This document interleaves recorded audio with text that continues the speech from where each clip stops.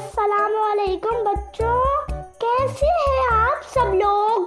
आज मैं आपको एक नज़म सुनाऊंगा, लेकिन इससे पहले आप मुझे ये बताएंगे आप में से कौन कौन मोटर कार के साथ खेलता है और ये मोटर कार आपको किसने दिलवाई है। चले नज़म शुरू करते हैं। नज़म का नाम है अब्बू लाए मोटर कार।